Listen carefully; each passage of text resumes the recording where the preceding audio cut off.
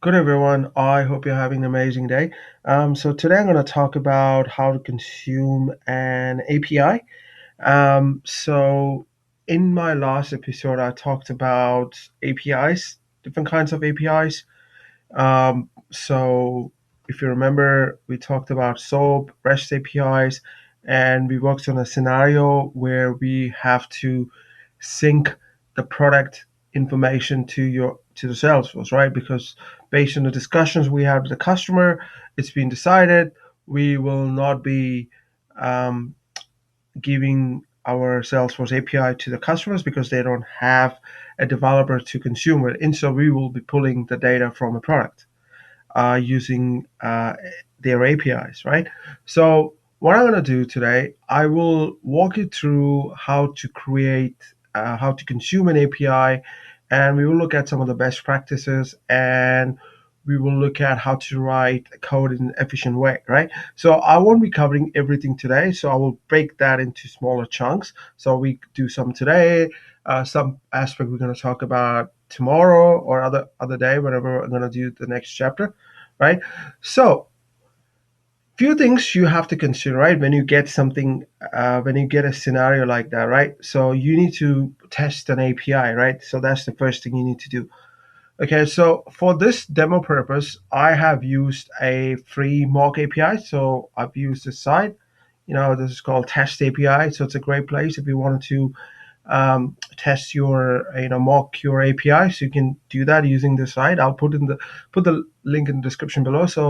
So for now, we have to pretend, right? We are getting a product information from a third-party API, right? So that's the reason why I wanted to create a product API. So I created, this is the API we're going to use, the product, right? So what I'm going to do, I'm going to use the Postman, which is a great tool to test the API. So I will run the Postman here, yeah, and it will take some time to load. Okay, so and we'll see the response what we're gonna get. So it will be a JSON response, but just wanted to show you how it looks like. And based on that, we have to decide the object model in our Salesforce, right? So this is the API, right? So we're gonna get the data. Okay, uh, so this is the data we have: product name, quantity, type, right? So we got few stuff here. So type, product quantity, types, and ID, the three stuff. Okay, sorry, four stuff. So and the type. So pay attention here, the type. Okay, so this is the first thing you need to pay attention, right? So we need to create a pick list in Salesforce to have multiple types, right? So that is the logger. So you can say stout is getting repeated, stout is getting repeated, and the lager is getting repeated, porter is getting repeated, right? So we need to create three types. I wanted to make this demonstration simple, so I won't be using any kind of encryption. You can use OAuth if you want. There are a lot of documentation out there that talks about how to use OAuth, so I won't be talking about that, right? So I wanted to demonstrate a very simple integration, right? So which mimics the real time scenario. So I want to walk you through the best practices, what we're going to do, right? Because I have seen so much of shitty code out there in integration, which really makes me overwhelmed to even look at the code. I mean, I'm sorry to use the language, but if I see a bad code, it just pisses me off because the thing is, if you write a bad code, it costs companies so much of money, fixing the junk someone else has written, right? So in that perspective, who are a developer who doing this stuff, they're creating lots of overhead, right? A technical debt, in other words, I would say. So the main intention for me is to teach you how to write efficient modular code so that it's easy to maintain, easy to enhance when you have to do it, right? So for following a proper design pattern, right? So we're gonna imitate some of the stuff today so that you get some, some positive thing out of today's session. Okay, so that being said, so we got this three stuff, right? Product name, quantity, type, ID. Okay, so let's go to the Jamboard again and let's work out. Okay, so one thing I just wanted to suggest, if you're going to do integration, just don't jump onto the code straight away. First thing, right, you need to see whether you can find an external app in App Exchange, right? But since we assume that using a code is the best way to proceed, so we're gonna stick to the code today. Okay, so let's do the Salesforce here. Okay, so we have Salesforce org here, yeah, and we have an API. Okay, so we have an API. All right, so API returns three stuff. Okay, so what all the stuff API returns? So let's look at the JSON. So it returns product name, quantity, type, ID. We will worry about later. ID is very important. I'll tell you why a bit later. Okay, so let's create a. So we got a sticky note. We have. So we're gonna have product name, right? So this is a product name, and we're gonna have quantity. Yeah, quantity and type. Yeah. Okay, so what we're gonna do, just close it here. So we have here, we have this here. Okay. So this API return these fields, right? And the Salesforce have to consume these three information, right? This is what exactly is gonna happen, right? So this API, sorry, I'm just gonna do. So this one, right? This section will return us three fields, right? Type, quantity, product name, right? So on that perspective, we need to have something similar on the Salesforce side. We can use a standard product object, but in this case, I'm not going to use a standard product object. Instead, we're going to build a custom product object, right? I don't want to fiddle with the standard one. You can use the standard, but I just not gonna use it for this scenario. Okay, so the few things, what do you have to do here? Okay, so in this case, we need to create three fields. First of all, we need to create um, a product object, right, on Salesforce. So you just have to do a product object here. So you need to create a product object here, right? And the product object should contain these three fields. Yeah. So they should have this field, they should have this field, they should have this field. Yeah. Sounds pretty simple, right? And this is a text field. Quantity is integer, right? And the type is a pick list, right? So we're gonna store the types there, right? So that's a very simple object model design, right? Now, you remember I talked about ID, why we need an ID here, okay? So now the thing is, we are pulling the data from an API, and we might be using it fortnight. Sorry, we might be using every night to pull the data, okay? So now the thing might happen, right? Let's say someone updated a product information, right?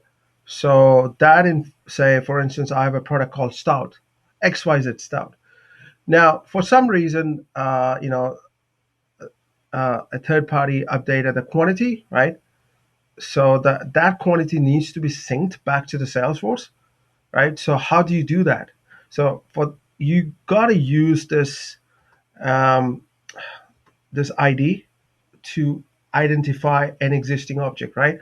So what we're going to do, so ID plays a very important role. ID will determine if it's a new product or it's an existing product. If it's a new product, you update the information with whatever you have. If it's an old, so if it's a new product, you create a new product. If it's an old product, you update the information with an existing or updated information. So we need to have one more field. So as an ID, yeah, so we can store it in ID here. So so that you can store it as an external field, right? So you can make it as an external field. So that's the best way to do it. Okay, so so this is an external field. So we will use it as as an ID field. Part ID. So we just make it as an external field here. Yeah. Okay, so that's pretty good. Okay, right. So that's the object model what we have right now. Very simple one, right?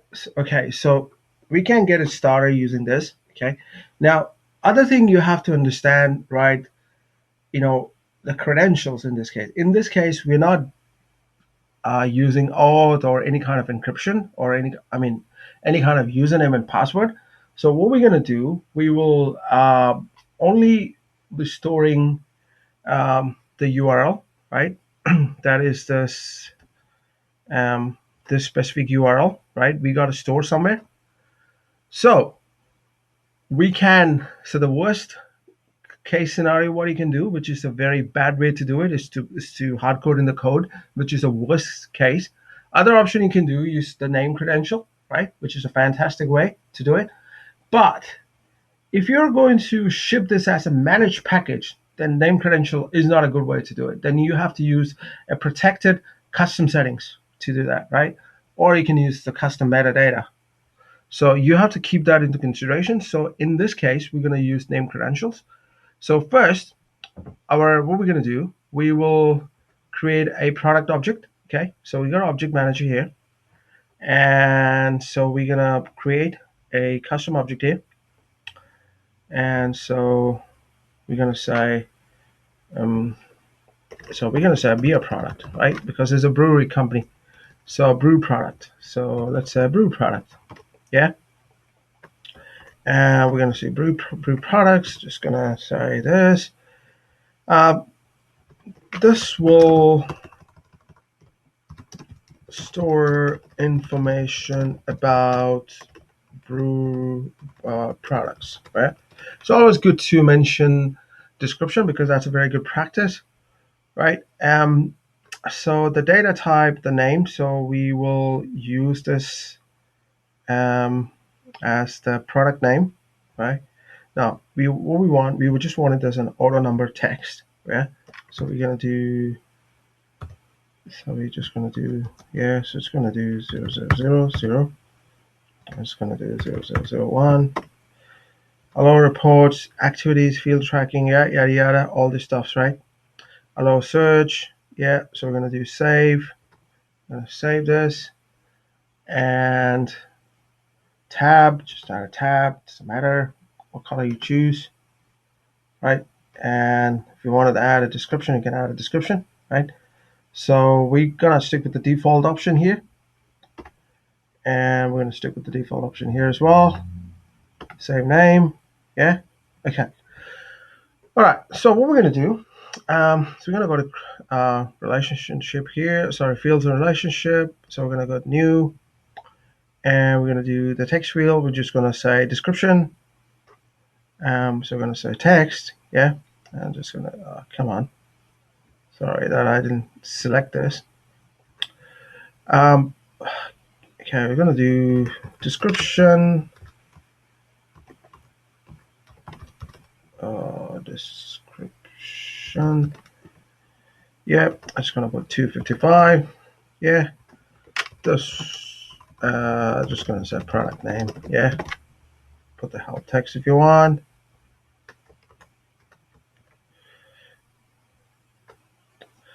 Okay, we always required, right? We're just gonna make it mandatory.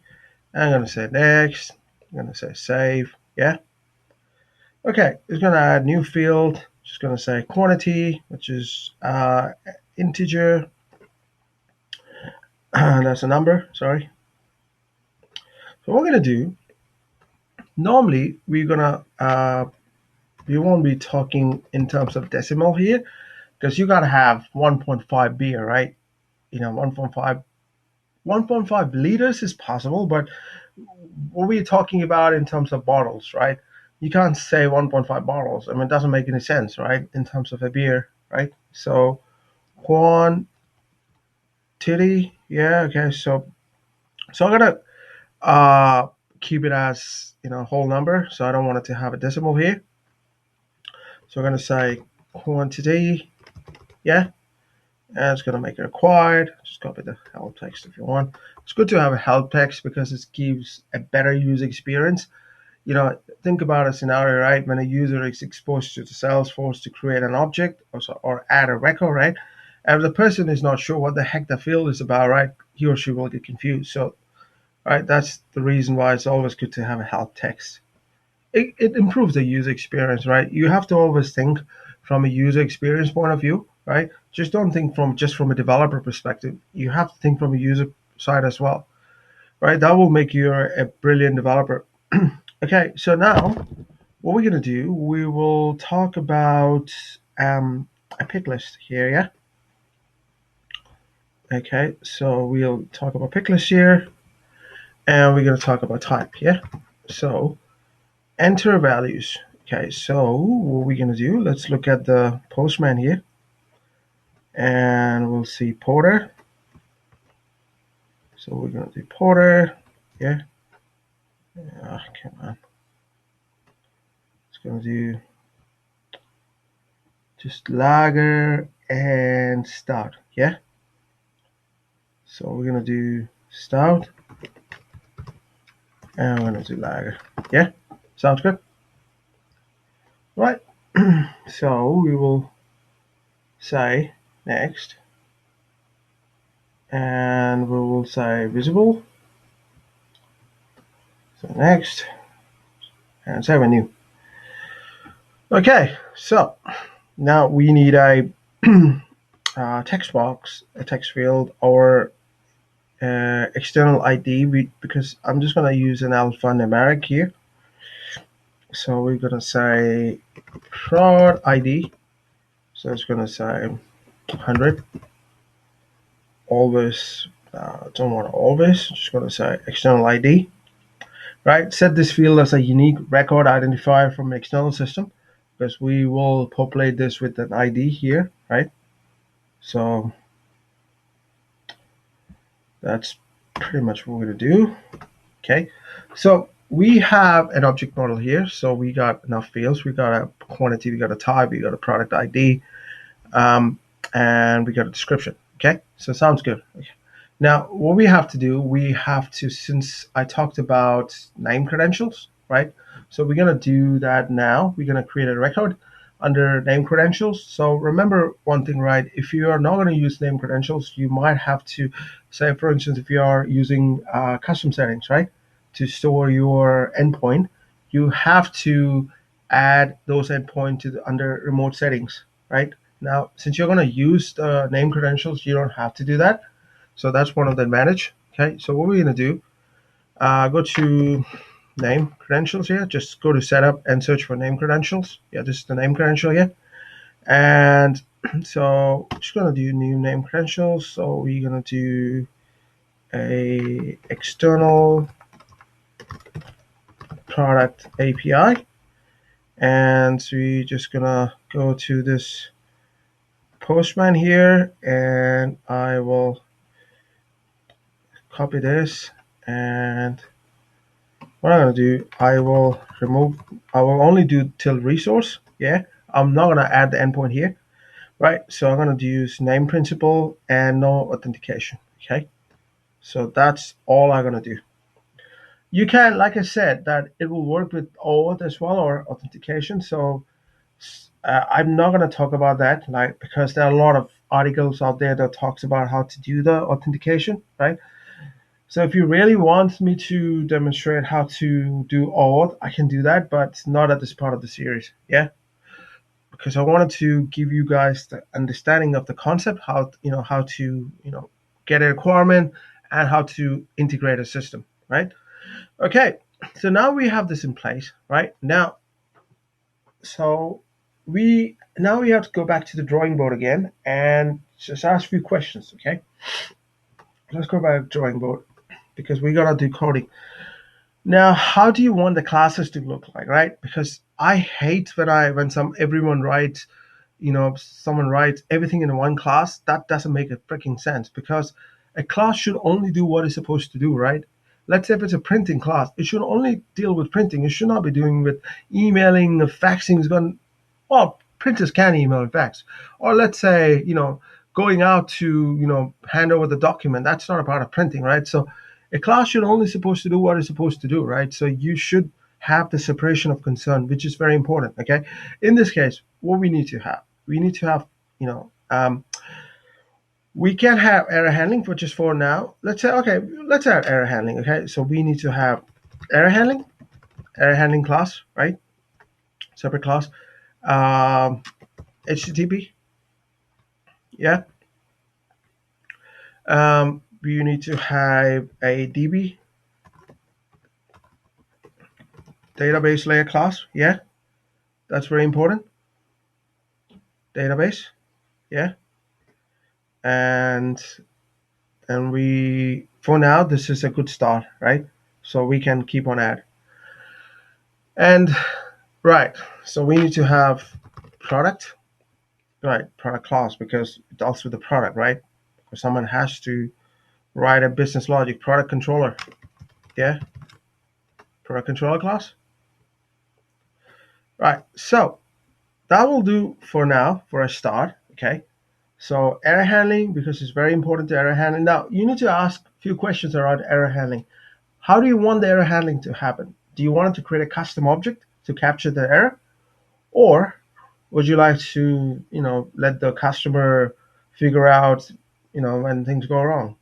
In my opinion, customer will be very interested to know, in a form of in an object or a report or something, right? So that they can see each day how the error handling gonna work. Okay, so this is the code part of it, one part.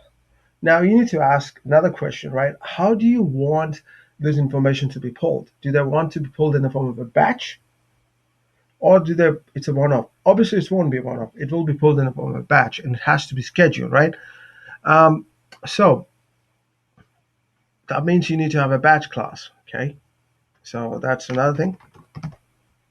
So it's always good to brainstorm yourself, or with your senior developer or a technical lead. I mean, if you need assistance, because it's always good to, before you work on a design, right? It's always good to consult or go back to drawing board. I tell you, old school works very well, right? People underestimate the power of old school thinking, because if you remember, there was amazing developers in 70s and 80s, or I was not born in 70s, so I'm just saying, uh, the old school principle, right?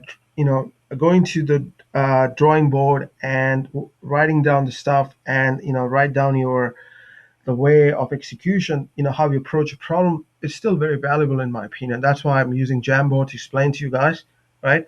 So far we figured out we I can use interfaces if you wanted to do dependency injection, but I'm not gonna talk about that stuff right now. But just to keep it simple, I still want my classes to be separate. I still wanted to have a modular behavior. I still wanted to have a separation of concern. So we're gonna stick with classes, right? We're not gonna touch interfaces for now. Okay, so these are three things I'm very interested into. Okay, so what we're gonna do, let's start building the first thing. Okay, the first thing I'm gonna build today is HTTP class. Okay, so because I wanted to have that generic class so that I can use this in other integration if I wanted to use, right? Because one thing I wanted to suggest you guys, if you're a starting up developer or even if you're an experienced developer, because I learned this from my boss when I first came to New Zealand.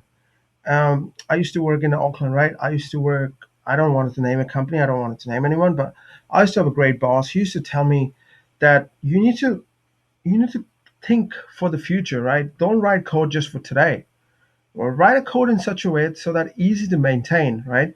So that if a new developer comes and start working on a code, he or she should not say, look, it's so difficult, I don't understand, I might break it. So it should be in a such a way that there's less damage, right? And less maintenance and less bugs, right? Which will actually saves company a lot of money in going forward, right? I hate the concept when people say, oh, look, it doesn't matter, you know it doesn't matter that we can start now. No, that's a very, very bad approach, because what if your project gets bigger, and then you start adding stuff in, to fix it? That's called spaghetti programming, and which is the worst kind of programming. You have to think, you know way ahead. That's why the design patterns are important, right? Is if someone comes to you and tell you, look, I don't think that way, you got to tell to the person, look, you're going to cost the company a lot of money going forward with that approach. and which is not good. Because if I'm a CEO of a company, I would definitely not like to work with that developer, because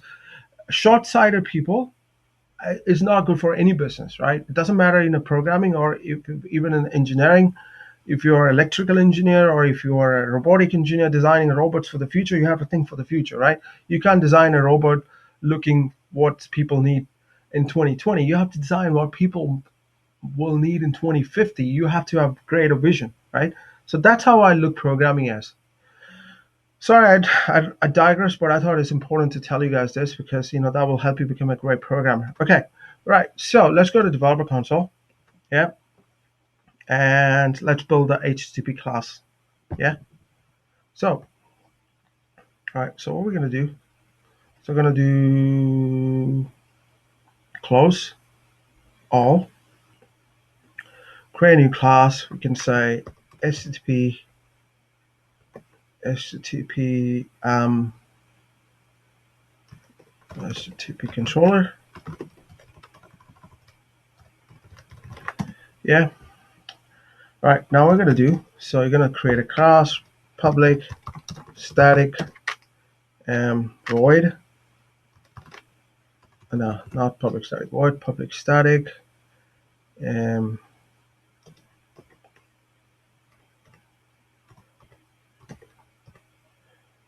HTTP response get result. You can say you can pass string endpoint, right? So this is a class, and this is a method which get used if you're not using an encryption, right? You can absolutely overload this method to accept other params, right, as the requirement arises, but just for now, right? So what we're going to do, so we will do try, yeah, and it's going to do try catch, okay, so exception. So in next episode, I'm going to talk about error handling, so that I can replace, error handling for now with this system.debug. So I just wanted to, I want everything to come from one place rather than, writing 50 different error messages, right? So I'm just going to do return null. Okay, so what we're going to do, so for now, just put return null so that I don't see an error. This is just a skeleton code. And one more thing I forgot to tell you, that after you develop a change, it's very important you write a test class, which is usually I would have loved to do test-driven development, so I write a test class and fail it. But for now, I don't want to confuse you guys. Let's stick to very simple, right? Okay. So for now, this is just a skeleton code. Okay, so what we're gonna do, we will write HTTP. Come on. I'm just going to right. Just a second. Let it save. Then we write. Okay, so we're gonna do HTTP HTTP HTTP HTTP get, yeah, continue HTTP, yeah. So this is gonna do, and I'm gonna do HTTP request.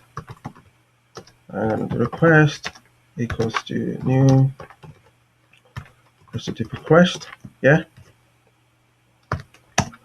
And we're gonna do endpoint we have, so we're gonna do request dot set endpoint. We will test our endpoint, right? So don't you worry. So I'll show you how to test endpoint. So because I just wanted to make sure that it works. So you're gonna do request dot set method, yeah. So we're just gonna do with get. Another thing I will do a bit. Just gonna tell you in a minute. So we're gonna do HTTP.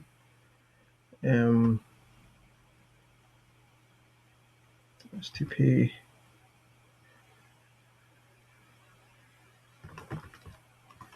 So what we're going to do, HTTP response. So the response equals to HTTP um, get dot send. So we're going to send the request, yeah. And so this is a response we get.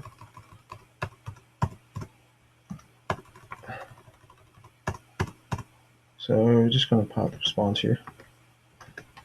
Or you can, just to make it simple, or you can pass return http.send, right? That also work if you don't want it to.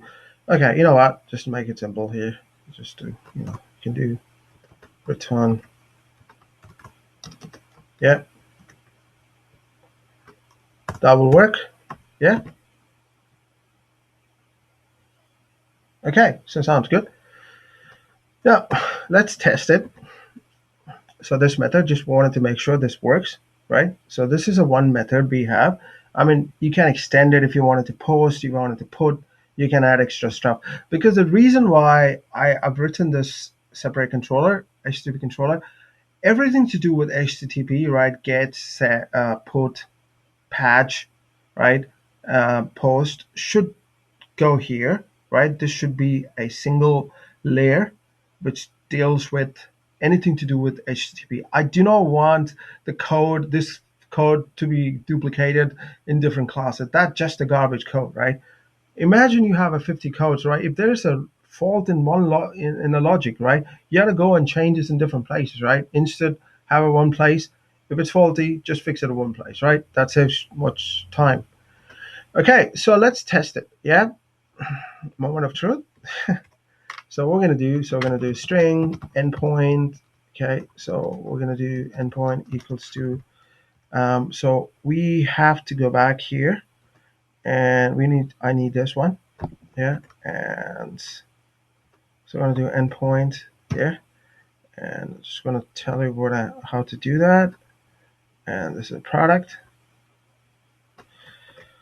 Okay, so we're going to do this, but come on, I think it's a product. But now we need to do a change here, okay? So the change is you have to do call out. Yep, and we're going to do HTTP controller dot HTTP. Sorry, not this. Get result, and it's going to do endpoint. And now here we have to do. Just gonna stretch it a bit.